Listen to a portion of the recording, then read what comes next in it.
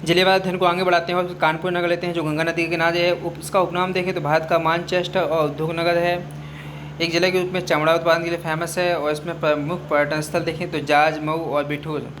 महर्षि वाल्मीकि का आश्रम बिठूर में था। प्रमुख उद्योग देखें तो चमड़ा, कालीन, सूती, होजी वस्त्र उद्योग है, रक्षा सामग्री है।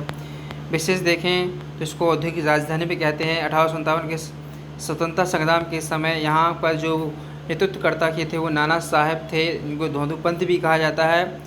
और इस संघर्ष में कानपुर की नृत्यांगन अजीजन बेगम की जान की बाजी लगाकर विद्रोहियों का साथ दिया था। अजीजन का जन्म लखनऊ में हुआ था। कानपुर को लेदर सिटी की संज्ञा भी दी जाती है। कानपुर से हमें सूती वस्त्र की 10 मीलें हैं, इसी वजह से इसे उत्तर भारत का मैनचेस्टर भी कहते हैं। गेंद पार्क स्टेडियम कानपुर में स्थित है।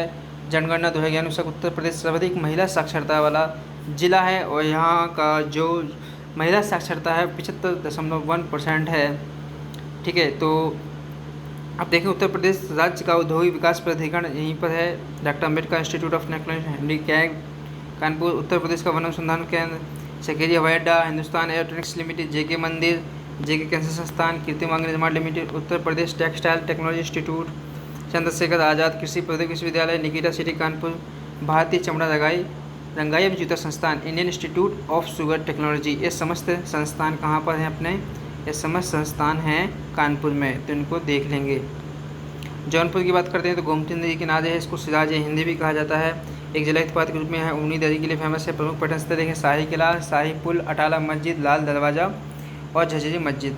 प्रमुख उद्योग की बात करें तो किसी यंत्र है, खाद्य तेल है, कालीन है। जौनपुर शहर की स्थापना 1358 में फिरोज शाह तुगलक ने अपने चचेरे भाई जौना खां की स्मृति में की थी। यहाँ पर जो फेमस पर्यटन स्थल है वो अटाला मस्जिद है। इसका निर्माण किया था फिरोज शाह तुगलक ने।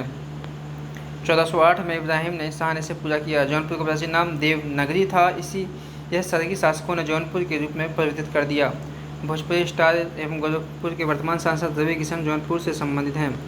सोनभद्र की बात करते हैं तो सोन नदी यहीं से निकलती है। उपनाम पावर कैपिटल ऑफ इंडिया। सबसे ज़्यादा राज्यों की सीमा स्पर्श करती है 4, मध्य प्रदेश, छत्तीसगढ़, झारखंड, बिहार। सोनभद्र जनपद पूरा प्राचीन काल मध्य प्रश्न करता था। होते हैं। यहाँ सोन नदी पश्चिम से पूर्व दिशा में प्रवाहित होती है।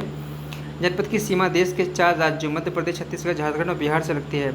यह एक औद्योगिक क्षेत्र है जहाँ बक्सर, चूना, पत्थर, कोयला, सोना आदि खनिज मिलते हैं। उत्तर प्रदेश के लघु व कुटीर उद्योग देखें तो दरी निर्माण में बरेली, आगरा, अलीगढ़, इटावा, मिर्ज़ापुर, शाहजहाँपुर फेमस है। गलीचा निर्माण में आगरा, वाराणसी, भदोही, मिर्ज़ापुर फेमस है। दिया सलाई में बरेली है फेमस। टाँच निर्माण में लखनऊ, लकड़ी का नक्काशी सहारनपुर, लकड़ी के खिलौने लखनऊ और वाराणसी और रंग रोगन में कानपुर। सिगरेट का निर्माण में सहारनपुर, हथकरघा में मेरठ।